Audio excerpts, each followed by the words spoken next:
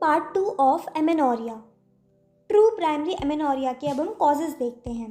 First, menstrual blood के outflow track के disorders होना, जैसे Mullerian anomalies. Mullerian ducts development के टाइम फेलोपियन ट्यूब्स, सर्विक्स ऐसे स्ट्रक्चर्स को डेवलप करता है। इस पे एनोमली आने से यूट्रस और वजाइना दोनों ही कई बार डेवलप नहीं हो पाते। देन टेस्टिकुलर फेमिनाइजेशन सिंड्रोम, इसमें मेल इंडिविजुअल में फेमिनिन फिनोटाइप आ जाता है, जिसके वजह से breast development, pubic axillary hair absent होना, यूट्रस भी इसमें एब्सेंट रहता है। Second, disorders of ovary. अब ओवरी के डिसऑर्डर्स से गोनैडल डिसजेनेसिस हो सकता है, जिसमें ओवरी ही डेवलप नहीं होता। रेजिस्टेंट ओवरी सिंड्रोम, ओवरी जो है रेजिस्टेंट हो जाती है, जिससे फॉलिकल्स मैच्योर नहीं हो पाते।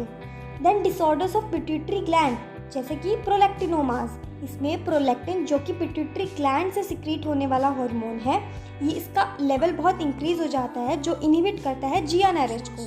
And GnRH further leads to decrease of FSH and LH hormones.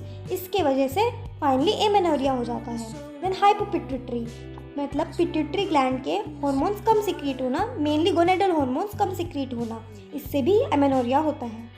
Then disorders of CNS, जिसमें कैलमन सिंड्रोम देखने को मिलता है, which is decrease level of GnRH, जिससे फर्दर वही FSH और LH के लेवल डिक्रीज हो जाते हैं और एमेनोरिया हो जाता है। देन डिसफंक्शन ऑफ थायराइड, जिसमें हाइपोथायरॉयडिज्म और हाइपरथायरॉयडिज्म दोनों हो सकता है। दोनों ही केसेस में GnRH अल्टर होता है, जिससे एनओव्यूलेशन होता है। अब ओवम ही नहीं होगा तो फिर मेंसुरेशन भी नहीं होगा। देन एनीमिया, मालन्यूट्रिशन ऐसे इलनेसेस जिसमें ब्लड की ही कमी हो गई है। देन अनरिस्पॉन्सिव एंडोमेट्रियम, मीन्स सब कुछ वर्क कर रहा है पर एंडोमेट्रियम ही थिकन नहीं हो रही। अब वही थिकन नहीं होगी तो शेडिंग नहीं होगी एंडोमेट्रियम की, एंड मेंसुरेशन नहीं होगा, विच लीड्स टू एमेनोरिया।